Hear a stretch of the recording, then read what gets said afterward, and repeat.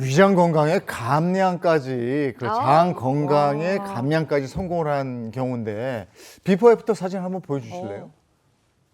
비포 애프터 사진 이래요. 오, 야. 야, 환골 탈태가 이런 네. 건가요? 일단 분위기부터 바뀌었고 몸이 드러나는 드레스를 입어도 이게 태가 달라졌어요. 그렇죠? 진짜 미스 코리아 같아요. 근데 똑같은 드레스 입고 찍었어야 되는 거 아니에요? 안 들어갔겠지 드레스가. 아, 안 들어갔나? 그럼요. 아 근데 저는 또 살을 빼보기도 해서 더 잘 아는데 뚱뚱했던 사람이 살을 빼는 것도 물론 힘들지만 원래 날씬하셨던 체질인데 나중에 살이 쪄서 그 고생하셨던 분들은 살 빼는 게 더 어렵다고 제가 들었거든요. 맞아요. 근데 감량을 하셨잖아요. 너무 대단하시고 자신감도 너무 멋져 보였어요. 진짜. 일단 이 자세부터가 달라졌어요. 어머, 이렇게 어, 움츠려 맞아. 있다가 이렇게 맞아. 적 펴는 맞아. 자세로. 근데 오늘의 주인공이 뭐 소화불량에서 또 변비에서 벗어나고 체중 감량 이렇게 완벽하게 성공할 수 있었던 비결이요. 바로 캡슐레이션 공법의 효소 덕분이라고 합니다. 근데 이 캡슐레이션이라는 게 정확히 뭐예요? 네, 이 캡슐레이션이라고 하는 건요, 특정 유효 성분이 중간에 위산이나 이런 외부의 유해 환경에 파괴되거나 손상되지 않고 안전하게 장까지 도달할 수 있도록 이렇게 일종의 캡슐을 씌우는 공법을 이야기하는 건데요. 우리가 음식을 먹게 되면 1차적으로는 위를 거쳐서 소장을 통해서 소장까지 가야지만 영양분이 잘 흡수가 될 수 있거든요. 그런데 위에서는 강력하게 위산이 나오잖아요. 사실은 이 강력한 위산이 뭐 나쁜 박테리아나 유해균 같은 것들을 죽이는 역할도 하지만 때로는 우리 몸에 꼭 필요한 유효 성분들을 변성하거나 손상시키기도 하거든요. 그러면 같은 원리로 생각하면 효소를 먹었을 때도 효소가 위산에 의해서 일반적으로 이제 변성이 된다거나 손상이 돼서 손상된 채로 장에 도달하면 제 기능을 하나도 못하는 거예요. 먹어도 효과가 없는 거죠. 그래서 이런 캡슐레이션 공법이 적용된 효소를 섭취를 하게 되면 이렇게 위산에 파괴되는 일이 없이 잘 보호된 효소가 장까지 온전히 잘 도착을 해서 그 기능을 잘 할 수 있으니까 원래의 목적대로 소화도 잘 되고 또 장 건강도 도울 수 있는 거죠.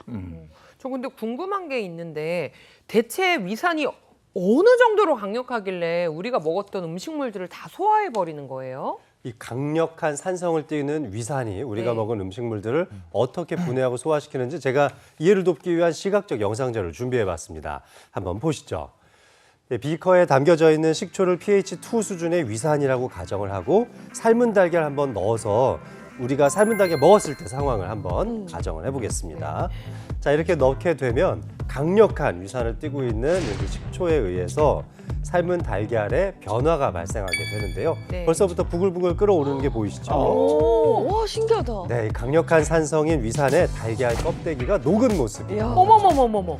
자, 이처럼 위산에 의해서 우리가 섭취한 영양소 또 효소 같은 성분이 쉽게 저런 식으로 파괴가 된다는 거죠. 따라서 장까지 이런 효소를 안전하게 도달시킬 수 있는 이 공법이 굉장히 중요한 거죠. 그러면 캡슐레이션 공법을 적용한 효소가 어떻게 장까지 도달하는지도 궁금한데요? 네, 그 과정을 좀 쉽게 알려드리기 위해서 역시 예시 영상을 준비를 했거든요. 함께 보실게요. 자, 빨간 선을 기준으로 윗부분은 우리 위와 비슷한 산성 환경으로 준비를 했고요. 그 밑이 장이라고 보시면 됩니다. 여기에 우리 몸에 꼭 필요한 효소와 같은 성분을 솜사탕이라고 한번 가정을 해볼게요. 먼저 일반적인 그냥 솜사탕을 한번 넣어볼게요. 캡슐레이션 공법이 없으면 강력한 위산 때문에 바로 저렇게 성분들이 사라져 버리게 되죠. 파괴됐어. 자, 우리 몸에 필요한 효소도 강한 산성인 위산에 다 파괴가 되면 저렇게 장까지 도달을 못하고 효소를 섭취해도 그 기능을 하나도 볼 수가 없는 이런 현상이 일어나게 되는 거예요.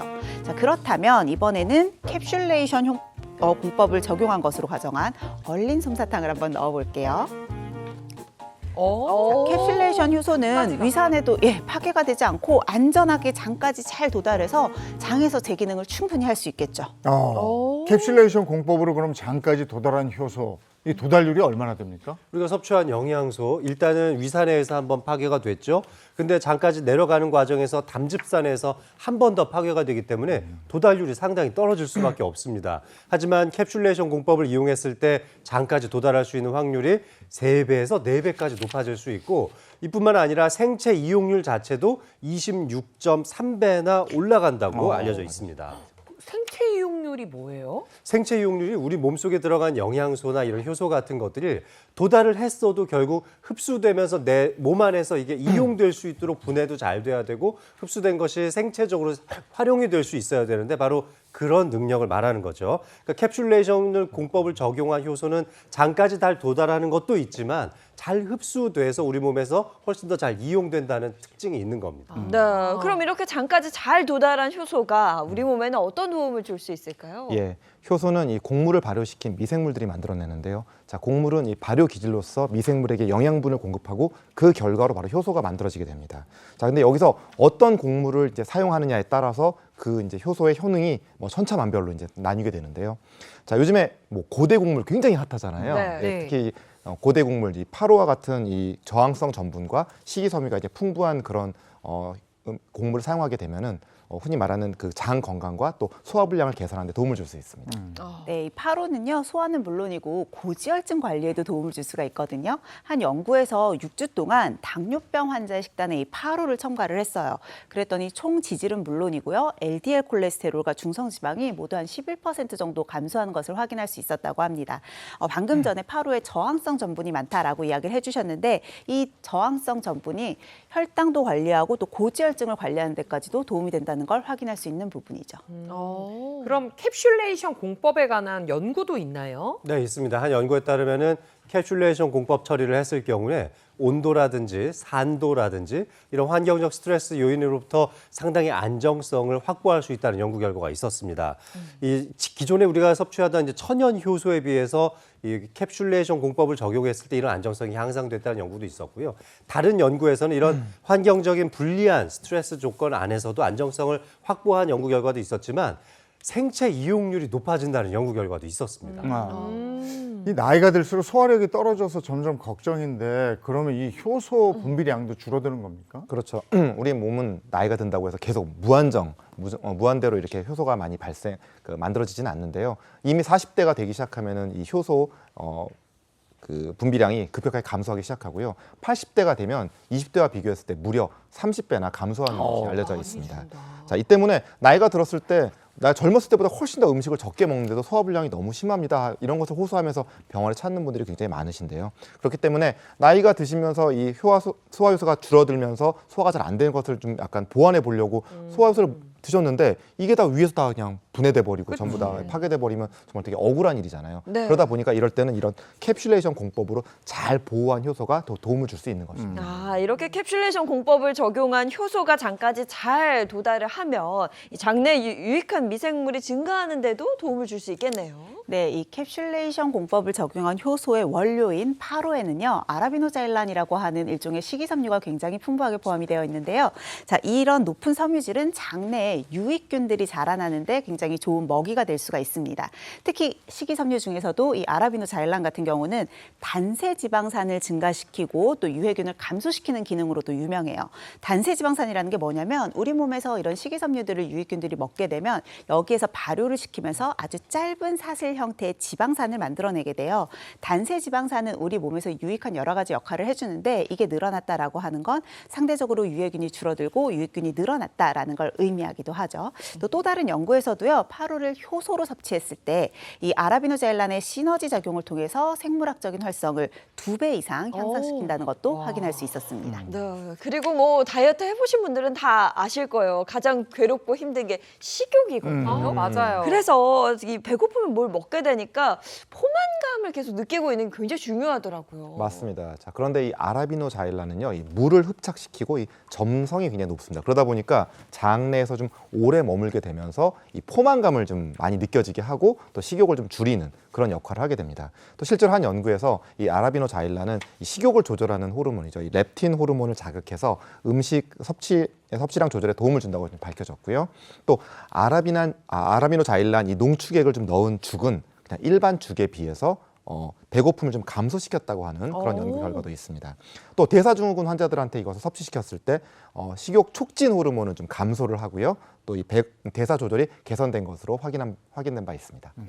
오늘의 주인공이 탄수화물을 굉장히 좋아해서 소화불량에 시달렸다라는 내용을 봤었잖아요. 근데 이분이 소화불량에 시달렸었는데 캡슐레이션 공법 적용된 효소를 드시면서 소화불량도 해소되고 심지어 다이어트까지 또 오. 성공을 하셨단 말이에요. 네. 근데 이게 정말로 가능한 건지 궁금해요. 자, 이 캡슐레이션 공법을 적용한 효소가 우리가 먹은 음식물을 소화시키는데 어떤 효과를 보이는지 이것도 영상 자료를 한번 준비해 봤습니다. 한번 보시죠. 자, 우리의 이 비커를 우리의 장이라고 한번 제가 가정을 해보겠습니다. 정제 탄수화물인 카스텔라를 양쪽에다 넣고 한쪽에는 소화가 잘 안 될 때 많은 분들이 드시는 탄산음료, 네, 그리고 많이 다른 먹- 쪽에는 캡슐레이션 공법 효소를 넣고 4시간 동안 어떤 변화가 일어나는지 한번 관찰을 해보겠습니다.